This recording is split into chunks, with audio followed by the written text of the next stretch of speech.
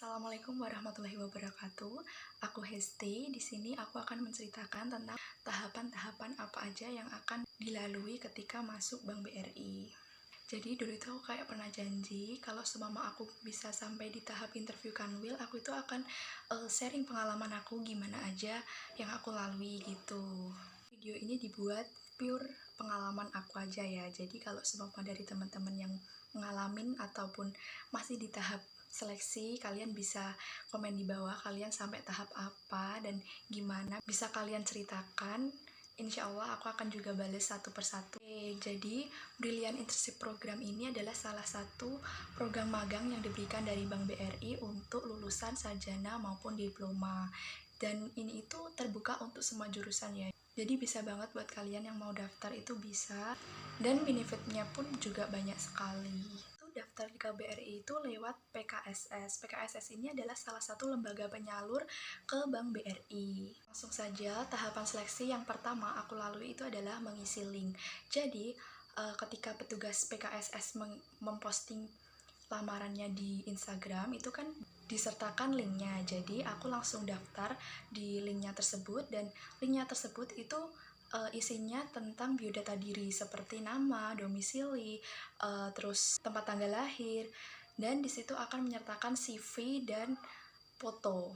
Yang kedua, ketika lolos di tahap link, maka akan mendapatkan pemberitahuan lewat WA ya. Jadi yang lolos itu akan di WA dari pihak PKSS, dan isi WA-nya itu tentang kamu harus menyetorkan 2 video, yaitu video perkenalan dan video pemasaran produk ataupun jasa. Jadi bebas dan itu ada minimal durasinya.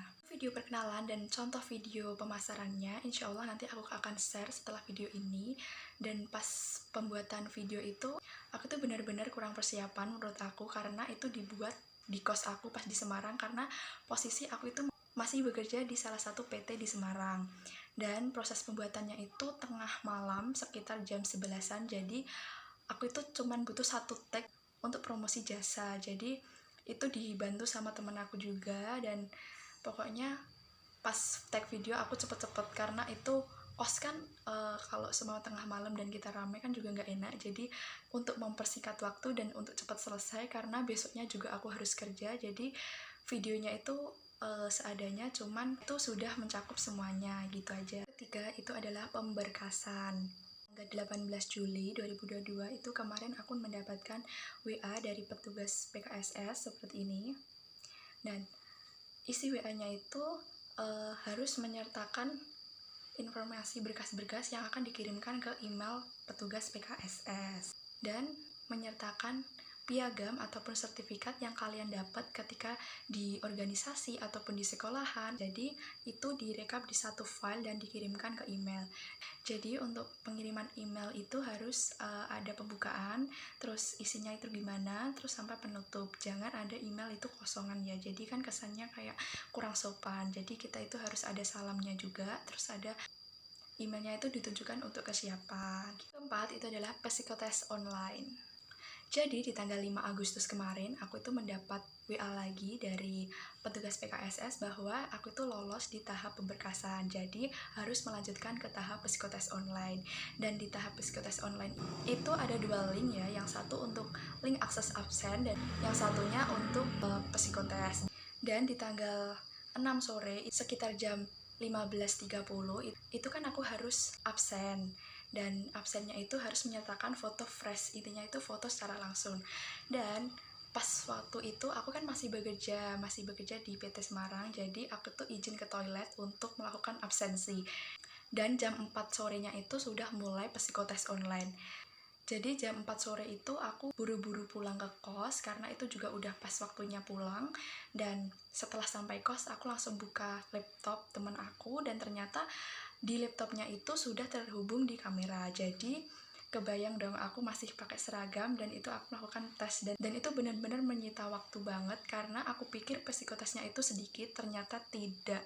Ternyata soalnya itu banyak banget, sekitar 400-500 soal, dan itu aku start jam 4 sore dan finishnya itu sekitar jam 7-8, intinya seperti itu. Dan di detik-detik terakhir itu aku ngasal aja, soalnya itu udah capek dan pokoknya keringat dingin karena pulang kerja kan capek, terus langsung psikotes, mikir itu membutuhkan tenaga banget, dan di setiap soalnya itu ada detikannya, jadi waktunya itu terus berjalan. Isi psikotesnya itu ada banyak macam, jadi ada soal hitungan, soal matematika, soal tentang penilaian diri, ada soal tentang gambar juga. Intinya tuh banyak banget. Nanti insya Allah aku akan buat video tersendiri untuk bedah soal psikotes yang kemarin aku kerjakan. Nah, itu adalah interview awal. Jadi waktu itu aku tuh dapat WA lagi, lolos di tanggal 9 September 2022. Itu aku mendapatkan email dari PKSS bahwa aku itu lolos di psikotes yang kemarin.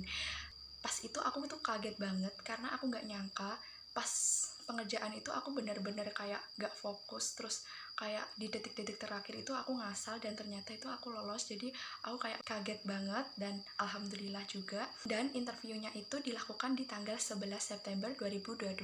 Itu aku langsung berangkat ke Pacitan. Di sana pertemuannya itu di salah satu aula besar, jadi kita itu dikumpulkan di sana dan untuk melakukan interview awal. Dan interview awalnya itu dilakukan dengan petugas PKSS yang dari Malang. Pas di ruangan itu ternyata ada banyak banget pelamar dan di situ itu rame juga, dan di sana ada 6 interviewer yang sudah berada di posisinya masing-masing, dan itu posisinya itu berbeda-beda, intinya sampingan sini sama sini. Dan ini tuh satu interviewer itu mewawancarai satu pelamar, dan di sana itu aku melakukan absensi kehadiran, dan setelah itu aku disuruh untuk ke interviewer untuk diwawancarai. Caranya itu seputar tentang pengenalan diri dan tugas frontliner. Jadi kalau pas wawancara itu kalau bisa pengenalan dirinya itu langsung secara lengkap. Jadi interviewernya itu tidak menanyakan itu lagi. Jadi kita itu udah menjelaskan di awal begitu.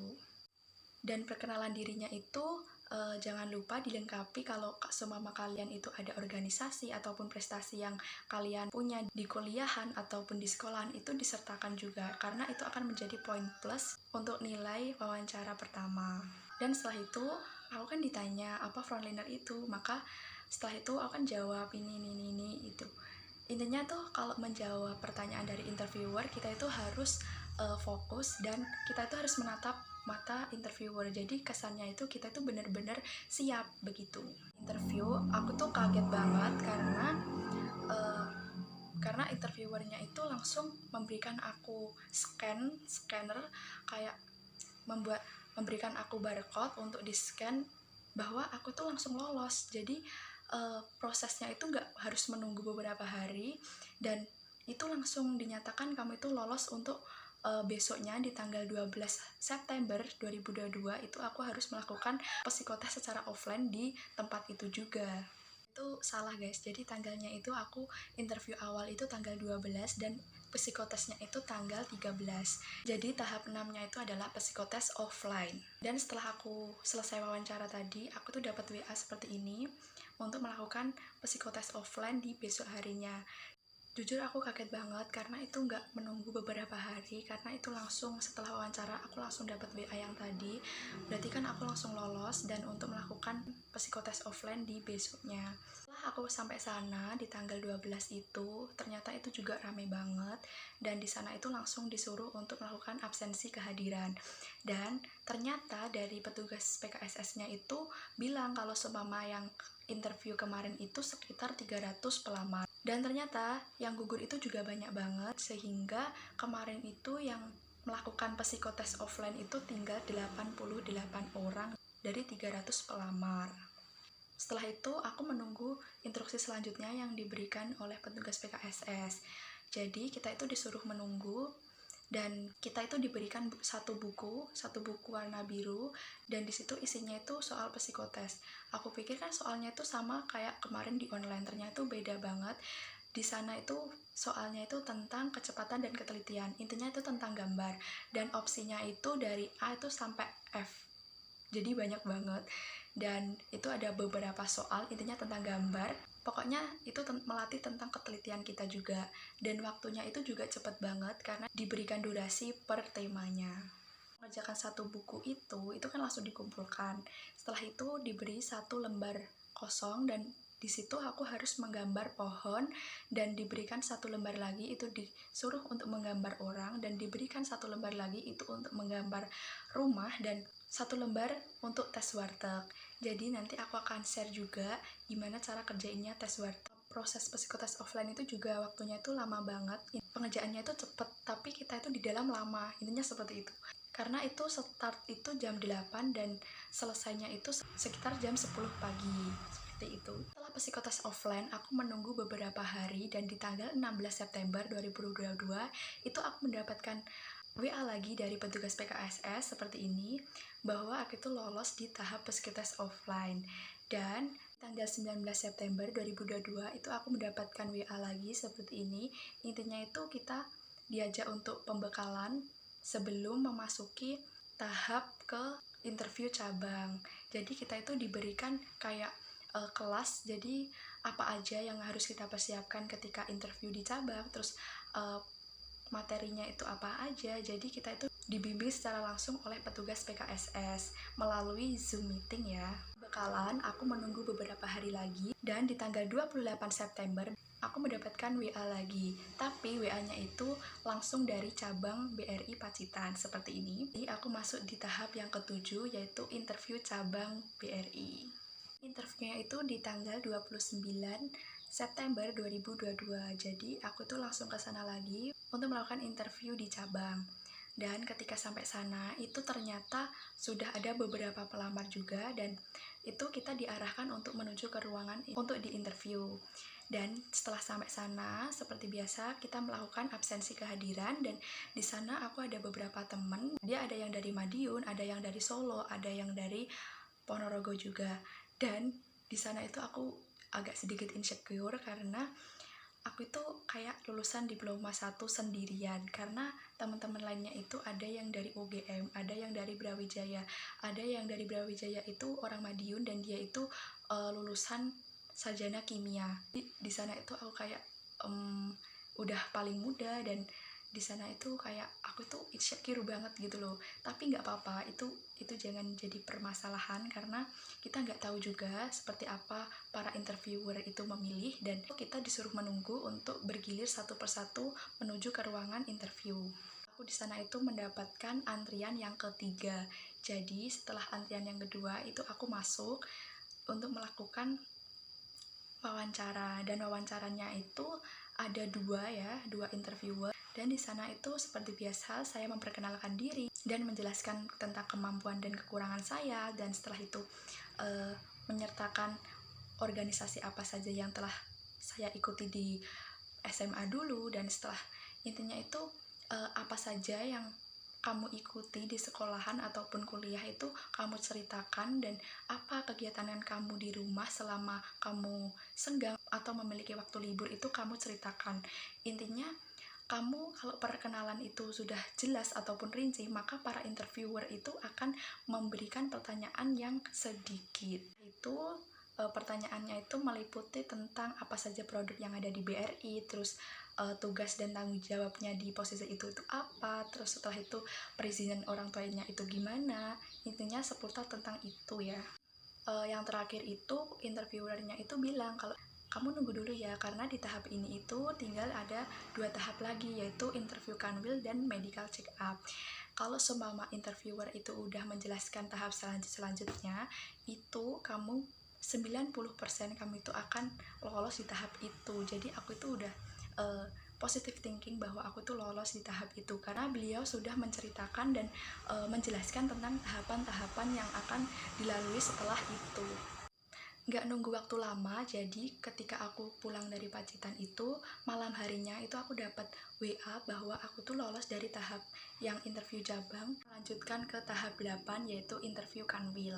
Itu juga dilakukan secara Zoom, dan itu secara langsung diinterview oleh Kanwil Malang, dan interviewnya itu dilaksanakan jam 9 pagi di tanggal 30 September 2022 ya. Kanwilnya itu juga hampir sama kayak yang interview cabang, isinya itu tentang perkenalan, dan intinya itu seperti itu. Dan di situ interviewernya itu menjelaskan tentang benefit ataupun gaji, intinya tentang seputar kesiapan dan kemantapan aja. Ya, tambahan, pas di psikitas offline itu kan ada 88 pelamar kan, dan ternyata yang pas aku ke cabang itu tinggal 9 orang aja.